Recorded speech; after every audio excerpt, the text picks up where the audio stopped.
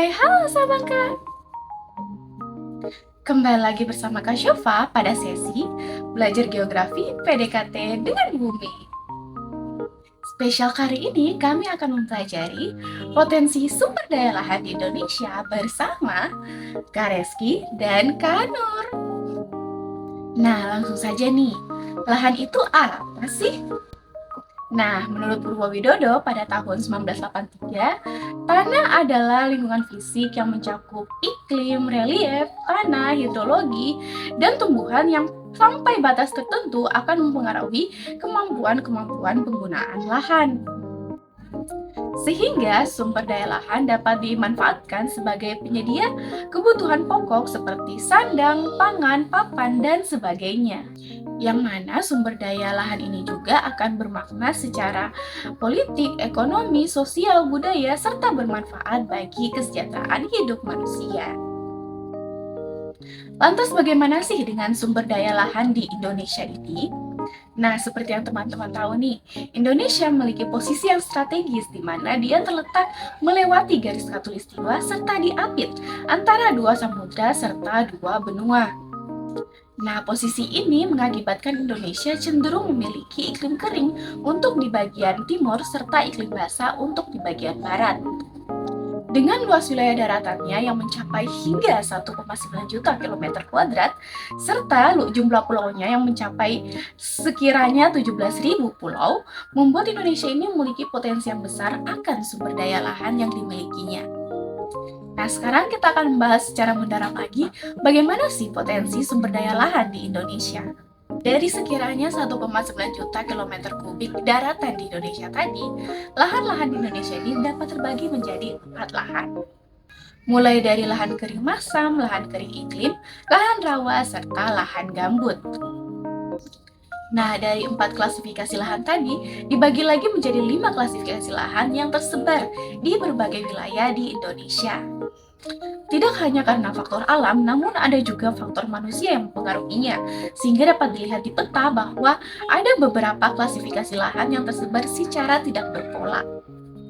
Menurut Balai Besar Penelitian dan Pengembangan Sumber Daya Lahan Pertanian atau BBSDLP pada tahun 2013, daratan Indonesia memiliki luas sekiranya 1,9 juta kilometer persegi tadi, terbagi lagi menjadi lahan basah dan lahan kering, di mana lahan kering terbagi menjadi lahan masam, lahan non-masam, serta lahan kering, iklim kering, dan lahan basah terbagi menjadi pasang surut, labak, serta gambut. Lahan kering masam. Lahan kering masam ini memiliki ciri-ciri sekiranya reaksi pH tanah kurang dari 5, curah hujan lebih dari 2000 mm per tahun, tingkat kesuburan dan produktivitas lahan sangatlah rendah, di mana lahan masam ini mencakup sekiranya 108,8 juta hektare daratan Indonesia. Dikarenakan tingkat kesuburan dan produktivitas lahannya rendah, maka untuk memanfaatkan lahan kering masam ini, terutama untuk lahan pertanian, diperlukan lagi perlakuan khusus. Nah, sesuai dengan peta di sebelah, maka lahan kering masam ini dapat teman-teman lihat pada wilayah daratan yang berwarna hijau, di mana ternyata lahan kering masam ini dia tersebar secara tidak merata pada wilayah Sumatera, wilayah Kalimantan, wilayah Sulawesi, serta wilayah Papua. Kemudian ada lahan kering masam dan iklim kering, di mana curah hujannya itu mencapai kurang dari 2000 mm per tahun, bulan kering lebih dari 7 bulan, adanya kelangkaan sumber daya air dan produktivitas lahan yang rendah, sehingga sama seperti lahan masam tadi, untuk memanfaatkan lahan kering masam dan iklim kering ini, dia perlu dilakukan lagi perlakuan khusus, apakah itu pembelian pupuk ataupun sebagainya. Kita kembali lagi ke peta sebelumnya, di mana ternyata lahan kering non-masam serta lahan kering iklim kering ini terbagi ke daratan yang berwarna kuning atau tersebar di wilayah Jawa, Bali, NTT, serta sebagian wilayah Sulawesi, sehingga dapat disimpulkan bahwa klasifikasi lahan ini cenderung terjadi pada wilayah dengan pertumbuhan pembangunan yang pesat. Selanjutnya ada lahan rawa pasang surut, di mana lahan rawa pasang surut ini dia tentunya dipengaruhi oleh pasang surut laut, terletak dekat pantai dan tingkat kesuburannya itu rendah, sehingga sama seperti sebelumnya dia tetap harus melakukan perlakuan khusus untuk dapat memanfaatkannya. Nah, dari peta di sebelah, maka lahan rawa pasang surut ini dia ditandai dengan daratan yang berwarna biru tua. Sehingga lahan rawa pasang surut ini terbagi di pesisir wilayah Pulau Sumatera, pesisir wilayah Pulau Kalimantan, serta pesisir wilayah Pulau Papua. Selanjutnya ada lahan rawa lebak. Nah, lahan rawa lebak ini dia dipengaruhi oleh sungai, terletak ke arah hulu sungai, serta tingkat kesuburannya sedang. Jadi untuk lahan rawa lebak ini dia hanya memerlukan perlakuan khusus yang tidak seintens dengan lahan-lahan yang sebelumnya.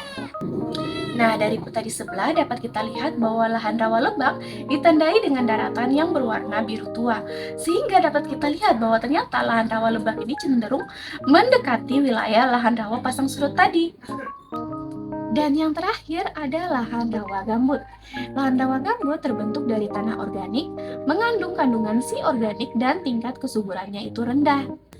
Hal ini disebabkan karena reaksi tanah gambut di seluruh lapisan itu sangat masam, sehingga berproduktivitas rendah dan diperlukan pengaturan drainase dan tata air mikro apabila akan dimanfaatkan untuk pertanian. Nah, untuk lahan rawa gambut ini dia ditandai dengan daratan yang berwarna ungu tua. Dan sama seperti lahan rawa yang sebelumnya, mereka itu cenderung posisinya mendekati. Nah, dari luasnya lahan-lahan potensial yang dapat dimanfaatkan di Indonesia tadi, perlu diingat bahwa ada istilah lahan sesuai dan lahan tersedia, di mana lahan-lahan tadi itu dapat dimanfaatkan apabila dia tidak termasuk ke dalam lahan milik orang ataupun lahan-lahan yang dilindungi. Misalnya dapat dilihat pada tabel berikut, untuk lahan sesuai dan tersedia wilayah rawa, dia mencakup hanya sekitar 2,9 juta hektare, non-rawa 5,2 juta hektare, total mencapai 8,2 juta hektare, sedangkan lahan kering semusim mencapai 7 juta hektare, dan lahan kering tahunan mencapai 15,3 juta hektare. Sehingga untuk lahan sesuai dan tersedia di Indonesia hanya mencakup 30,6 juta hektare yang dapat dimanfaatkan.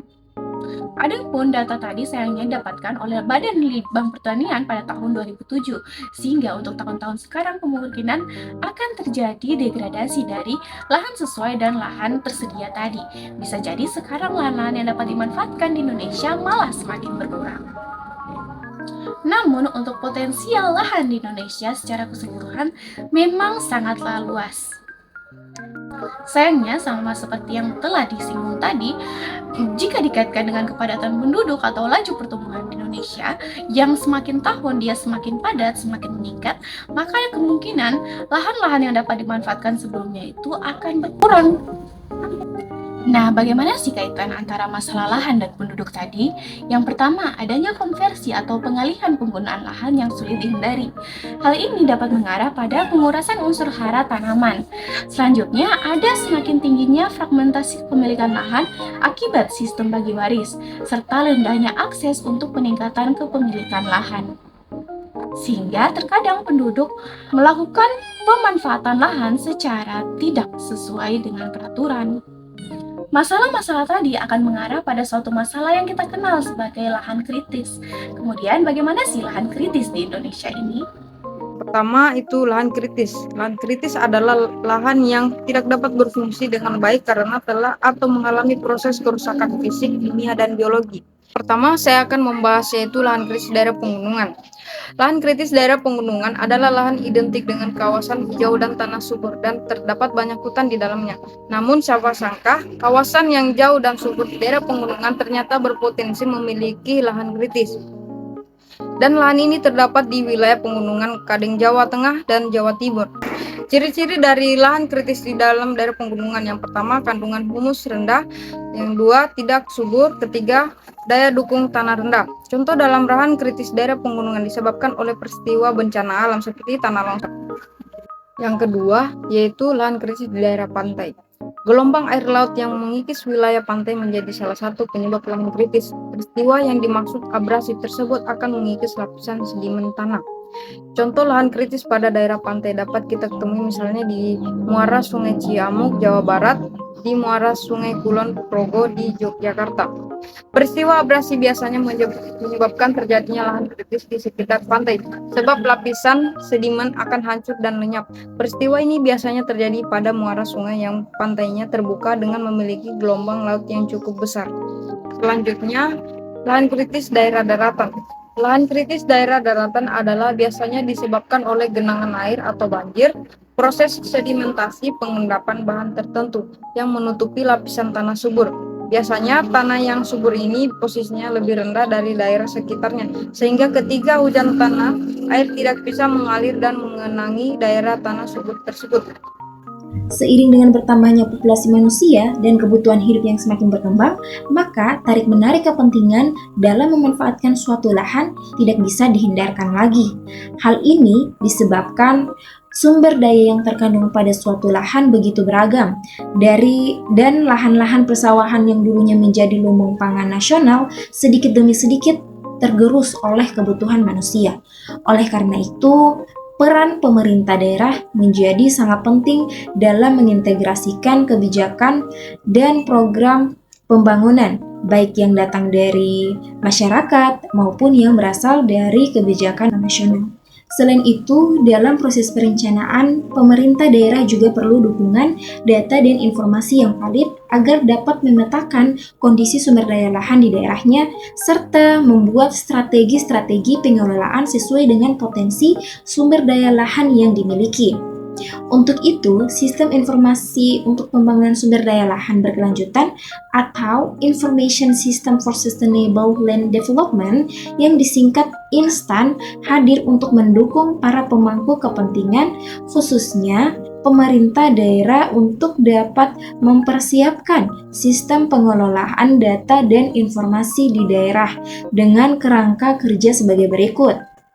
Mempersiapkan peraturan dan kelembagaan, mendorong ketersediaan data dan data-data secara partisipatif, membangun sistem dan infrastruktur, serta mempersiapkan sumber daya manusia agar dapat terlibat aktif dalam pengelolaan data dan informasi. INSTAN itu apa sih? Jadi, INSTAN adalah sebuah bentuk investasi jangka panjang yang dapat memudahkan para pemangku kepentingan dalam mengakses dan memanfaatkan data dan informasi terkini yang dibutuhkan oleh proses-proses pembangunan sumber daya lahan berkelanjutan. Namun, keberhasilan dari sistem ini sangat ditentukan oleh peran aktif dari seluruh pemain yang terlibat dalam proses pembangunan sumber daya lahan di tingkat nasional maupun daerah. Ini saatnya bagi kita semua untuk berkomitmen mendukung keberadaan sistem pengelolaan data dan informasi bersama demi terwujudnya pembangunan ekonomi hijau yang membawa kesejahteraan bagi masyarakat dan kelestarian sumber daya alam secara bersamaan. Teman-teman sudah sadarkan seberapa pentingnya peran sumber daya lahan di Indonesia? Maka yuk mari kita mulai melindungi sumber daya lahan kita dari hal-hal yang paling kecil, seperti membuang sampah sembarangan atau sekedar membiasakan untuk hidup secara berkelanjutan serta berdampingan dengan alam kita. Sekian dari pembelajaran kita hari ini, saksikan terus ya pembelajaran kita selanjutnya. Belajar geografi, PDKT dengan bumi.